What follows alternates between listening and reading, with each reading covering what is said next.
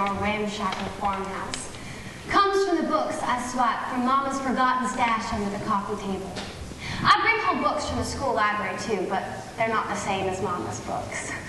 I read late at night beneath my shabby Raggedy Ann and Andy quilt with the help of my yellow flashlight. The books are mostly tattered Harlequin romances with the outlines of dog-eared bookmarks that Mama left behind on the pages. But the Danielle Steel paperbacks are my favorite. On the back of each book is a glamour portrait of Miss Steel with the quote, "Everybody reads Danielle Steel." I wish I was like everybody else, but I know I'm not.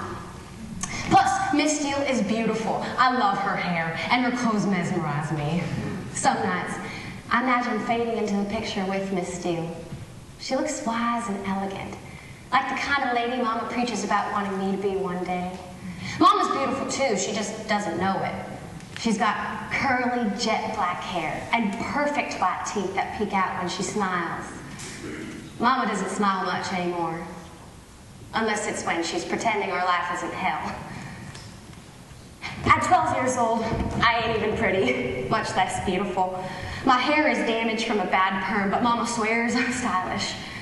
To hell with pretty and stylish anyway, I'm strong. I bet I can ride a horse better than any kid in Oklahoma. I'll cuss a little, but I've never heard Mama say a bad word. Mama took down the pictures hanging on the walls today. I understand why she did it.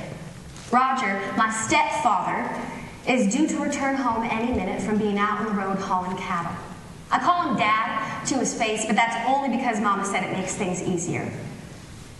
I don't know my real father. Roger reminds me that my father ran off and because my mom was poor and traded us in for a college degree and a paid-off Porsche. Gathering my mare Ruby through the pasture feels like freedom to me. When I grow up, I'm going to buy a white Mustang. I figure driving that Mustang will feel the same way. I stay outside as much as possible and draw circles with my finger in the red dirt near our vegetable garden's entrance. Mama catches me as she beckons me to come in for dinner. I smell the scent of fried okra and hamburger patties drifting through the air. "What are you doing, baby?" she asks softly. "Nothing, Mama. I'm coming." The red dirt holds all my dreams and secrets.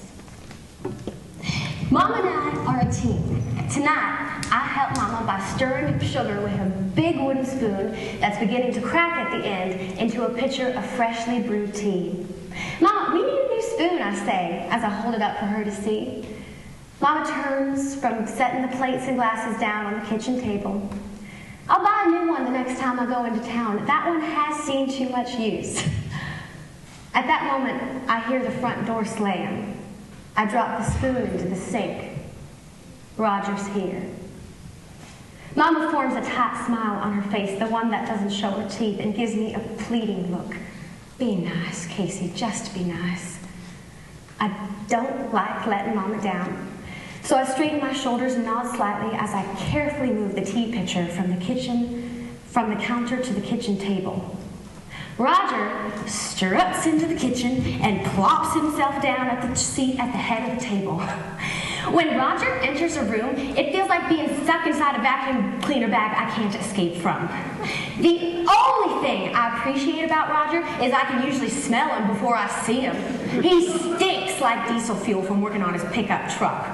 His belly hangs over his Wrangler jeans, and he's too big to wear a belt. Instead, he wears navy blue suspenders to keep his pants from falling down. Sometimes, I daydream about unsnapping one side of his suspenders. I bet he'd topple right over and break his thick neck. I figure Jesus disapproves of my daydreams. Roger coolly asks, "What have you two worthless pieces of shit been up to while I've been gone?" Mama ain't worthless. I ain't a piece of shit.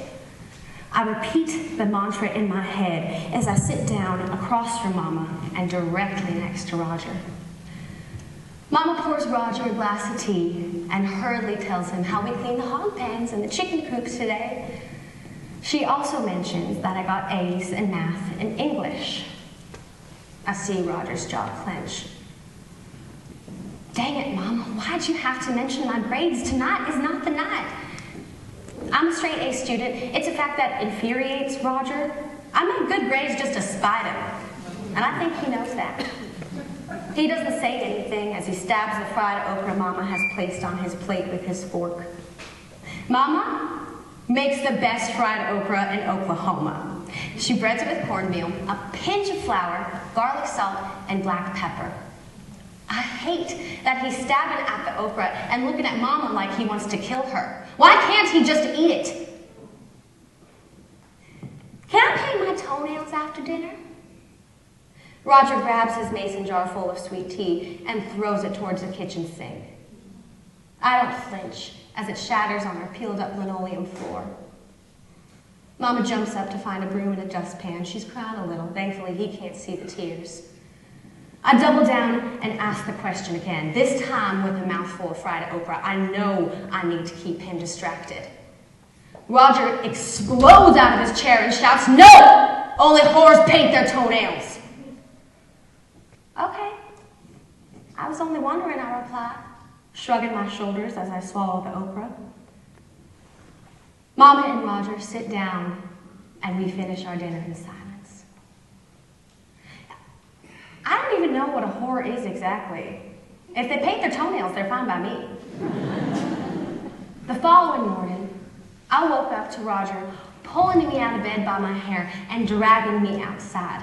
My body feels like it's on fire as Roger struggles to pull me through the back screen door. He's still yanking on my hair and demands, "Look at the mess you made!" After rubbing my eyes, trying to adjust to the morning sun, I look toward the barn where we keep the hogs. Where's Mama?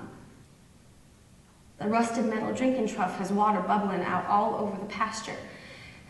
"I'm sorry, I was reading and I forgot to turn off the faucet yesterday," Roger shouts. "You have an excuse for everything. Your head is always in a damn book." He releases my hair. Roger's knuckles are white as he squeezes my right arm and drags me back inside the house and down the hallway. I don't fight back as he struggles through the hallway with me. If I do, he'll only make it harder on me. We reach my bedroom. He throws me onto the bed and asks, "Where's the book?" I need to think fast. I have two choices, Sweet Valley High or the steel book hidden underneath it. I decide to grab the steel book on the nightstand, causing my flashlight to fall to the floor. I know he's going to hurt the book and I am seething. I don't want to explain to the librarian why I didn't return the book.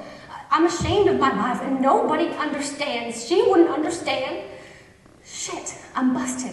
He's going to find out that I've been swiping Mama's books. Still, it's better than telling the truth to the librarian. I stand up, ignore the flashlight, and hand him the book. Roger doesn't even look down to read the title or the author. He furiously begins ripping the pages out one by one. I hate him. I won't let him see me cry. I smile up at him as the pages flutter across my bedroom carpet. In response to my smile,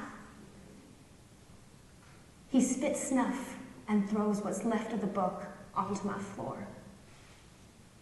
God, he's gross. I hear the front door violently rattle open and slam shut. I hear Roger's pickup truck fire up outside. Mama quietly enters my bedroom.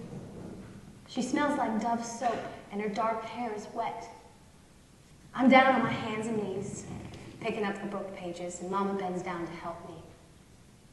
After we finish, we sit on my bed together. Her eye is swollen. It'll be black tomorrow. Mama, did he do that because of me? Mama smiles, this time showing me her teeth. No, baby, God, no. Mama looks down at the pages she's holding and her hands begin to tremble. Are you reading a Danielle Steel book?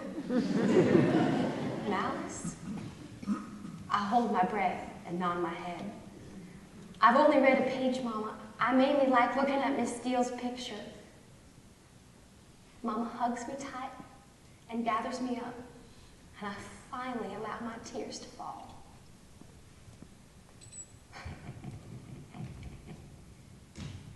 You listen to me, Casey Luann.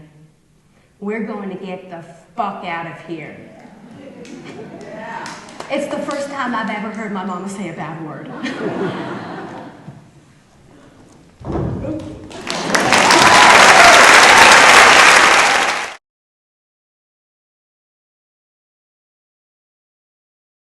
You just had your piece open the show.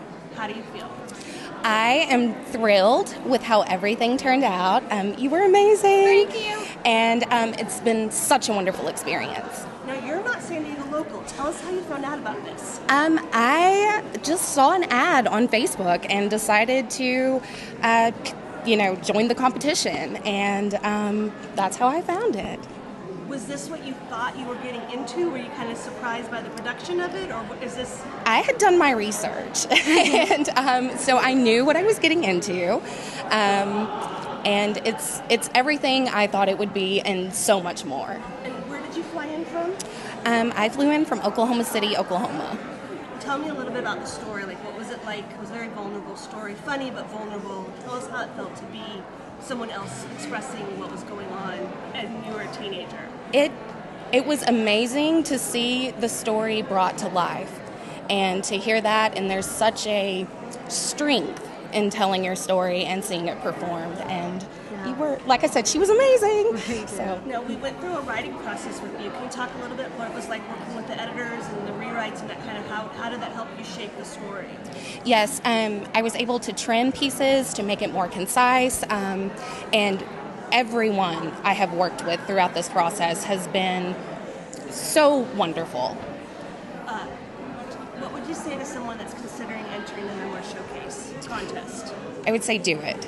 Just take that chance, tell your story. I promise someone out there wants to hear it. Katee, how does it feel to have your author in the audience? It doesn't happen that often, right? I was going to say, it's super exciting because it really rarely happens as an actor that you get to have the playwright and the writer in the audience to witness. It's nerve-wracking, it's a challenge, but it's also like really thrilling to know. It makes the night more special, for sure. You did a beautiful performance. What about the piece called you? Is there anything that you felt like a particular part was kind of right for you, or is this a character that's very different than you?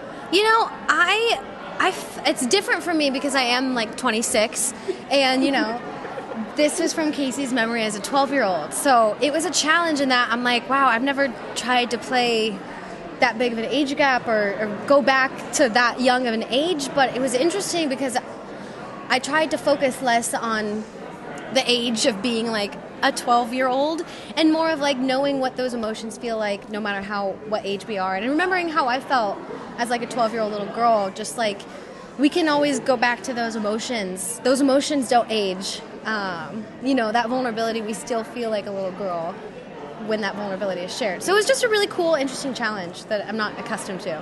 So we're almost selling out tonight. What did you guys think of the audience reaction to the piece?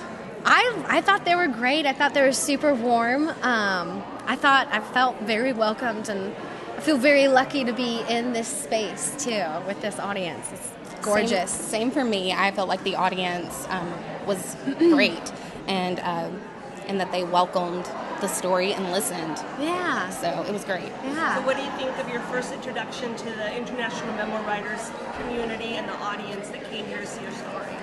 I think this entire experience has been fabulous. I think we're good, ladies. Okay. Thank you so Thank much. you. Thank you.